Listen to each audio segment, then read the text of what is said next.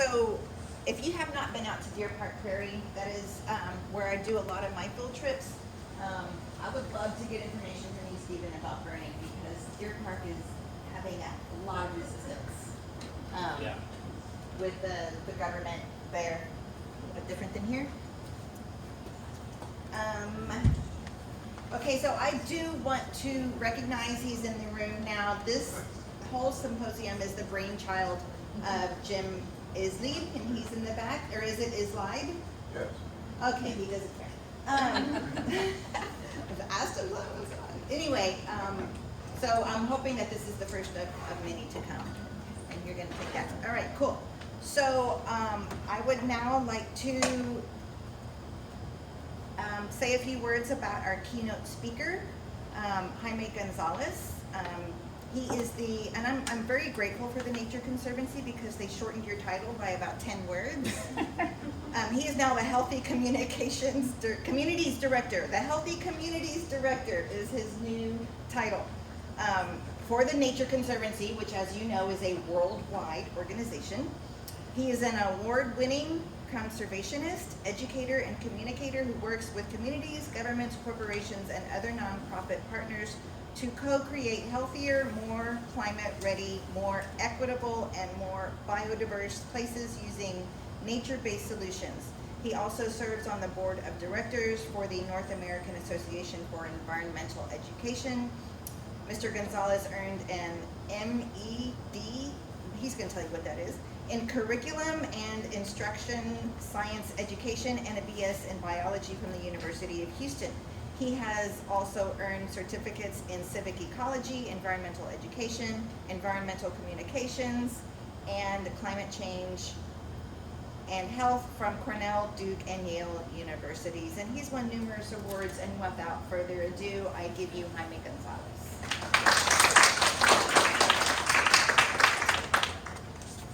All right, well, thank you so much for having me here today. As I look around this room and try not to trip all over these wires, I understand one thing, that the purpose of a keynote address is not to be the big talk. It's actually like a concert. You guys ever go to a concert? Okay. You know the people that go before the star, the rock star, the warm-up act, that's what the keynote's about, right? Because I understand that the people that are going to come after me are the rock stars. And what I will say is that it's easy to say, like, you guys are the leaders of the future. You guys are the leaders now. So I don't see you guys as students, I see you as peers. You are my peers in this work. And so as peers, we will learn from each other. I'm going to sit here and record this. I'm going to throw this up on the internet. If anybody's got any issues with that, just please let me know. But I want people to hear your voices, your experiences, because we all come to this work with specific ideas and values, okay? So just real quickly, I am from the Nature Conservancy. As Della said, it's an international organization. We work in about 73 countries in all 50 states. We work here in Texas, and we work here in the Houston area, and we're about to hit a milestone, which I'm super excited about. In Texas, we're about to hit our 1 millionth acre conserved. So about 53 out of every 100 acres that's conserved in Texas, we had a hand in, including places like Enchanted Rock, Big Bend National Park, Atwater Prairie Chicken National Wildlife Refuge, Brazoria, and the list goes on and on. We've done it fairly quietly, but here in the Houston area, we've conserved enough land to fit the city of Philadelphia in. So our job traditionally has been to save land, to save coral reefs, to save rainforest. Now it's shifting, and that's because the world is shifting. So I'll get to that at the end. But to get us started, I want to do something. I want you guys to close your eyes. I want you just to sit with this for just a second.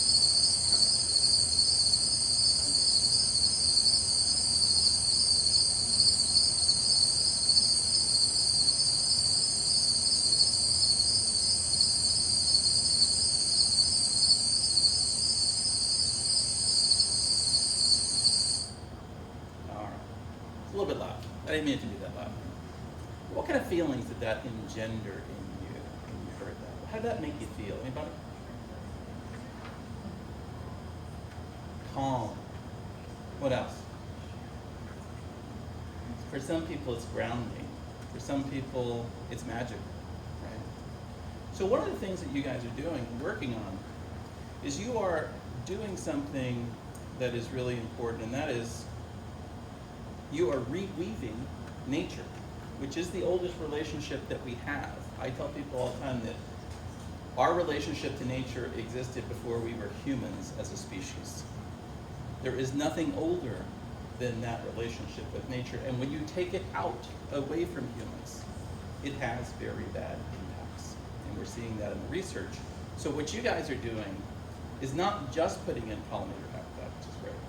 You're doing a whole host of things. So my talk is called Rewoven and Remix. And here's the thing I'm going to tell you. There are no new ideas in the world. There are only remixes of ideas. If you listen to any kind of music, been there, done that, it's just remixed, right? But those remixes are what make the flavor of what's happening. And it gives you new options. So your remixing of conservation, prairies, of all this stuff, it's critical, because if we had all the answers in my generation, guess what? We would have done it. You guys are the secret sauce. All right, so it's a real joy to come back to the Houston Arboretum. This is where I started my career. I was here for 7 years. And this room used to be called Classroom C, and this is where I taught my very last class, a summer class for 7 and 8-year-olds, which is my jam. I love that. And this is also where I learned about prairie. So I actually grew up near on a prairie remnant just north of town in Alding, but I didn't know the scientific names, or I didn't know how some of the ecological processes or how to manage or anything. But this is the meadow, which is the prairie that Stephen showed you a while ago. That's where I learned how to botanize. It's where I learned how these relationships start to form. And it's a joy to be here with Stephen today.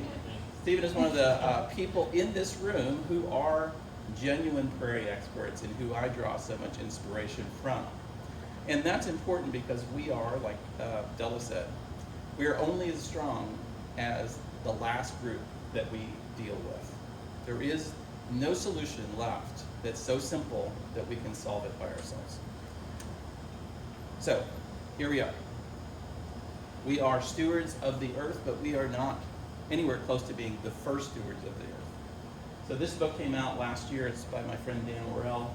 That's a map that I can shoot you that shows you the traditional lands of people that were here before us. The historical record shows that people have been inhabiting this area since the Ice Age, at least 13,000 years. So if anybody ever tells you Houston is new, it's not, it's ancient. And those peoples managed with fire and through game management very, very actively. So the soils that we inherited and paid for, our transportation system, our banking system, everything that got this place started came from the richness of the soil, and that was partially due to the co-evolution between the indigenous people like the Karankawa, Ekokisa, Atakapacoco, Bidai, and the land.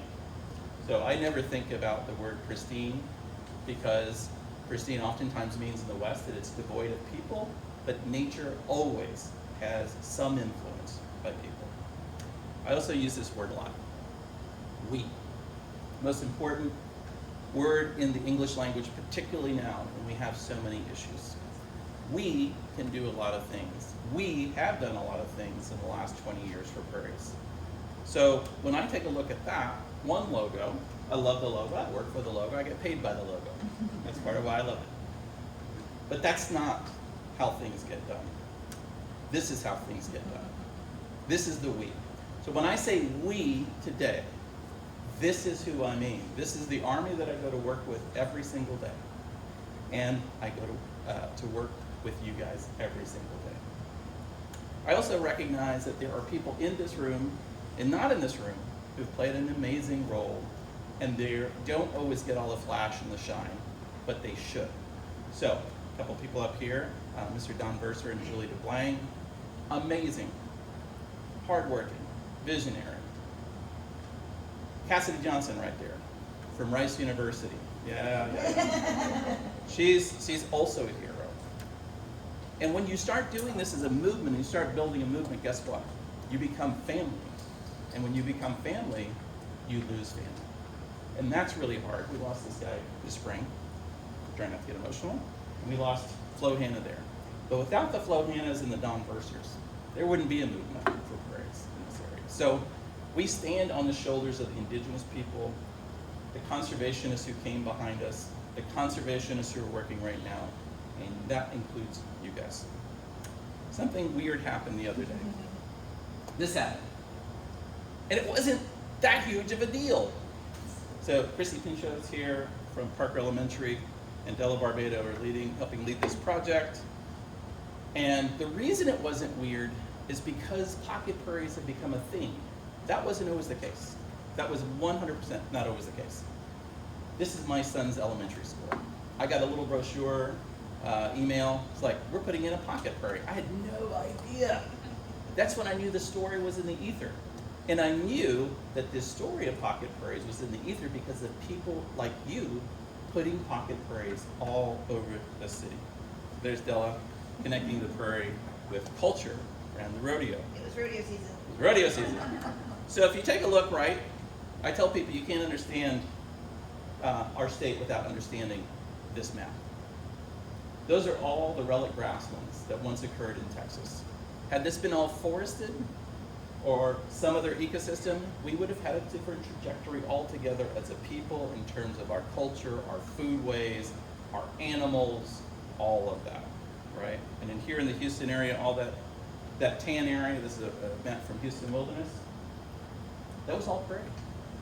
This is why I call the prairie Houston's heartland, because not only is it an emotional connection to the rodeo, to barbecue, to country music, to blues music, but it's literally the heart of the city historically, right? And it created the history. This is a picture I took during the reenactment of the Battle of San Jacinto.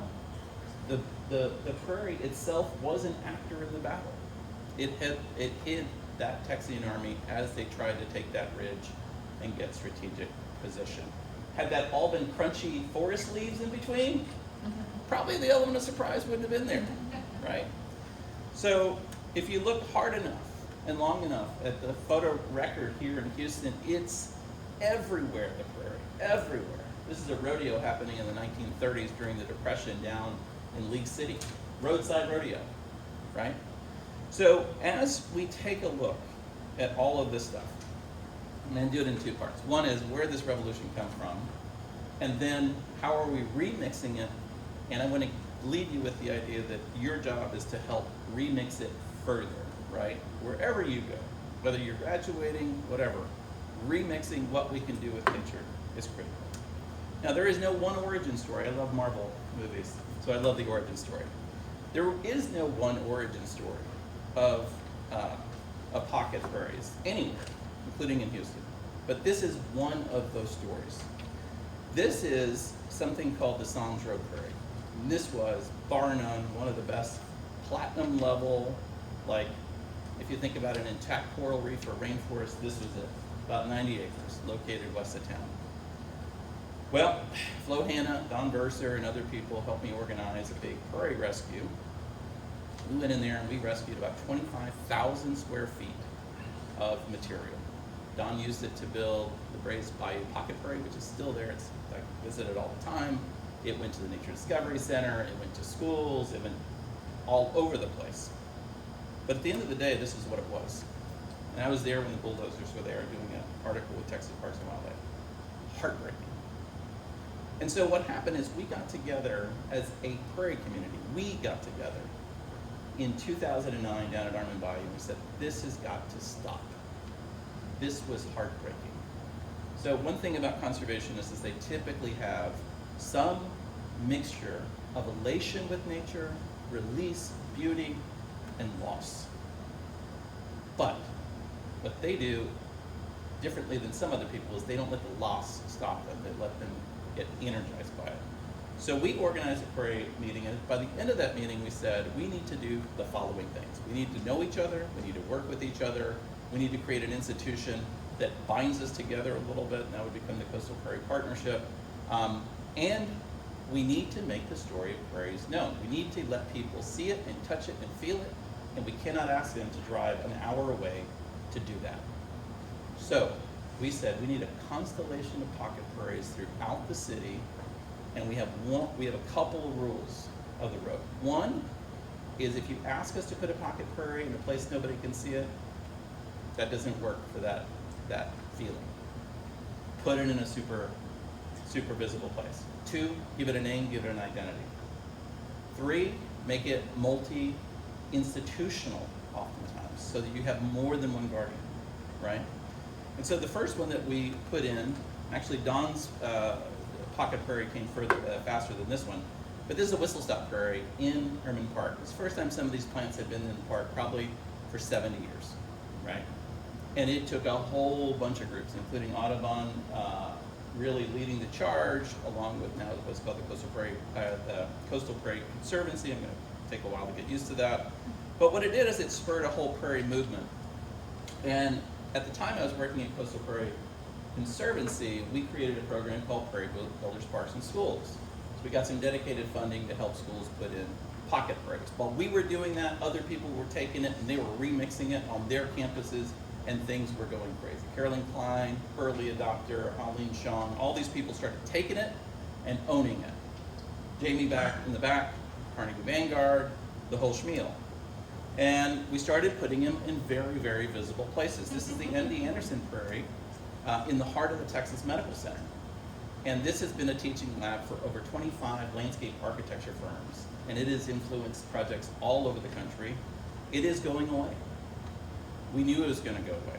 But the plants here are going to go to at least 7 different sites, including Buffalo Bayou Park, project I'll tell you about in just a second. So what do pocket prairies look like today? Well, it comes in a lot of different flavors, right? It could be that it's an award-winning pocket prairie that won national award, financing, community buy-in, and led to an even bigger prairie, right? One that so inspired people that they went to a statewide conference and the student presented on the findings, and everybody was blown away. I was sitting there watching it, right? Could look like this. A dedicated professor who is charging up her students around conservation biology, rewilding a part of Rice University, and having a heck of a lot of fun doing it. It could look like this. An alum of the University of Houston, go Cougs, coming back to his university and working with Cassidy and other people to put in a pocket prairie right next to the new biology building. Highlight of my career. It could look like this. Westside Wolves, give me a shout out for Westside. What you guys have done is phenomenal. So it could look like training up students to be interpreters for the prairie, to collect seeds and sell them for the prairie. It could be that they get featured in a Texas Parks and Wildlife video that goes around the state, and every time it rebroadcasts, I get calls like, that's all Westside.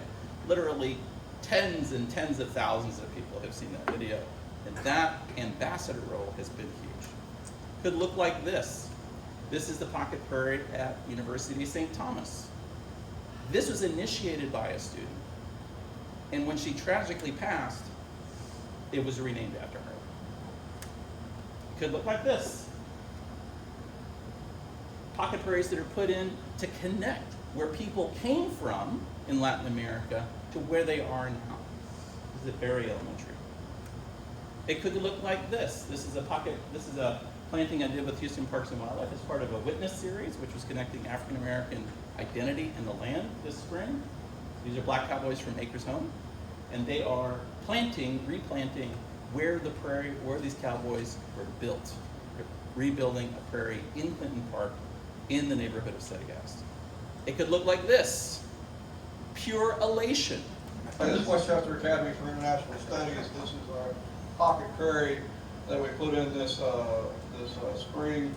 And before this was a biological dip, there was just single monoculture plant and absolutely no insects that you could collect. And if you could zoom in on this, this is just from a 1 minute sweep of the area. And the number and variety of insects is just absolutely amazing. And then the question is, where did they come from? If there was nothing here before, is it just, put in a prairie and they'll come? And that's the only thing I can think, because this is completely reversed. This is absolutely amazing.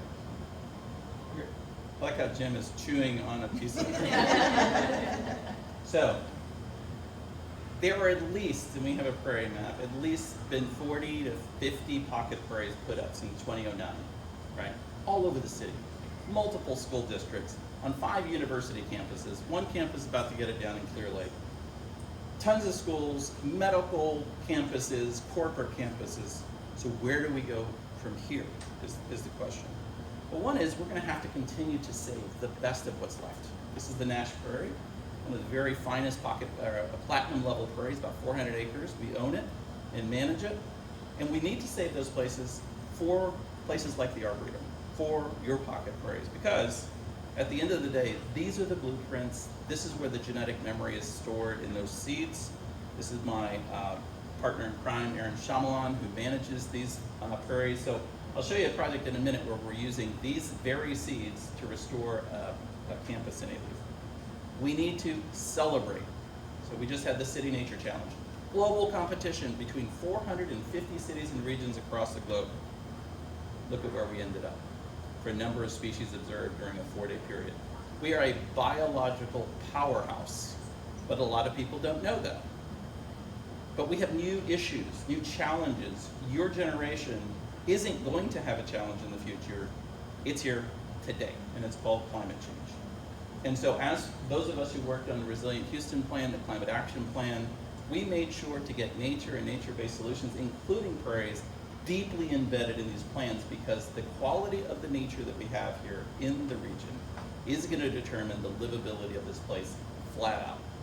We cannot have equity, we cannot have justice, and we cannot have health without bumping up nature in as many places as we can.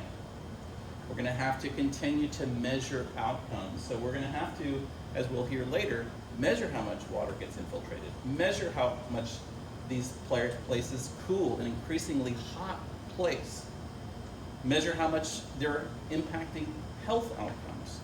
Many people and their families who have had cancer have used this as a place of rest and respite. So I'm kind of sad that this is going away, but over the years, people have used this as a mental health clinic. Nature is upstream mental health care, period. It's a part of the mental health care infrastructure of the city. For some, it's a part of the spiritual infrastructure of the city, a place to connect to something higher than themselves, right? This is what the MD Anderson Prairie looks like under a thermal camera. As you can take a look, the prairies are dark purple, as cool as those trees.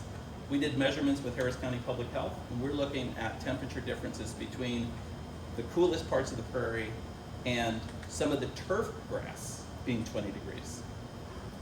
The hottest surfaces, which are white, and the coolest parts of the prairie, up to 35 to 40 degrees difference. And Houston is getting way hotter. We're also doing things like this. This is the new land bridge. If you have time when you exit from the Arboretum, head east on West Side, or on Woodway. You're gonna pass through a giant set of tunnels. On the right side, as you go by the tunnels, you'll see that area up there. So we were able to harvest over 2,000 pounds of seeds from our preserves for this project. We're also helping with the interpretation and thinking alongside other people about prescribed burns there. So normalizing this, and one of the ways I knew this was normalized, this whole prairie thing, was they got a $10 million gift for just the prairie. That would have never happened in 2009. We would have had a problem raising $10,000. I mean, the shift that has happened because all of you are doing what you're doing is massive. Here's a cool thing. And Don Verser is really one of the drivers with his wife Sarah in terms of trying to get this protected. This is an old growth prairie in the middle of the city, real close to the Astrodome. This is a place where we're working with the Parks Board and now Precinct 1 to try to manage as a prairie instead of getting it mowed all the time, with the vision of creating these prairie corridors throughout the city, because we don't need more mowing and all the pollution that comes with that. What we need is more ecological health, right? And we also need to shift our frame. A lot of times when we say the word community, this is what we mean. But this is not a community. This is a community. So every single place we work, with my program, we use what's called a One Health model. We never do an intervention just for the pollinators of the birds. It's always for the living community of that place. When I started my career, this is what I was interested in: the animal health and the environmental health. As my career proceeded, I understood that this is so interconnected with human health and well-being that I couldn't just plan for one. It was all intersected. And then I learned that without healthy nature, you can't have justice, climate or otherwise. You can't have racial equity. You can't have any of the things that we think about as maybe being separate from conservation. They're not, because it is all finely connected. And then I learned this, that the past, the present, and the future are always whispering to each other. We have to learn from our indigenous history and value that knowledge and that perspective. We have to be thinking about the people that are coming after us, and we have to be grounded in today in order for all of these things to work. As the insects go, so goes the human species. We cannot live without insects, and there's been a massive decline. So if we want to keep this a livable planet, whether you like insects or not, whether you like birds or not, they are necessary. If we lose 1 million species, which are forecasted, if we don't take action, a full 85% of the goals that the UN has set to keep a livable planet will be badly damaged. That's how dependent we are on nature every single day. It also looks like this: making the prairie and nature more accessible to as many people as possible. So I'm working in a neighborhood called Gulfton, which is the most diverse neighborhood in the state, trying to figure out how to put more nature in a very not naturey place. And so what we're doing is we are developing signage that will be 4 language, 5 language, 6 language, because we gotta meet people where they are, not just with English, because this is such a multifunctional place. We gotta bring it home. We gotta normalize it, like Stephen was saying in terms of normalizing fire. We gotta normalize people landscaping with natives in their yard, because we have all been in a world that has enculturated you to believe that that a lawn is the highest and best use of your property. But it is a biological wasteland that damages the climate, damages our air, and other things. So we need to rethink what it means to be a good neighbor. This yard's gonna soak up more water, more carbon. It's gonna feed the pollinators who are part of our community. To me, this is what's being a good neighbor in the 21st century, not a lawn. So, lastly, we need to stay connected. So we have a Prairie Stampede every December where we come together, and it doesn't matter who you are in the Prairie movement. You can come together, be with friends, be with family, chuck the logos at the door. We're all here for one another. And that's important because movements change the world, not individual pieces of a system, right? All right, so I am actually right on time, and I am going to, I'll maybe take a couple questions or both. Yes? Why is the M.D. Anderson Prairie going away? Because it was always designed to go away. It was supposed to go away in about 5 years, and it's been there for 9 years. And so they're going to build a building on it. That piece of property is worth about $8 million or $10 million at this point. So it's always going to go away.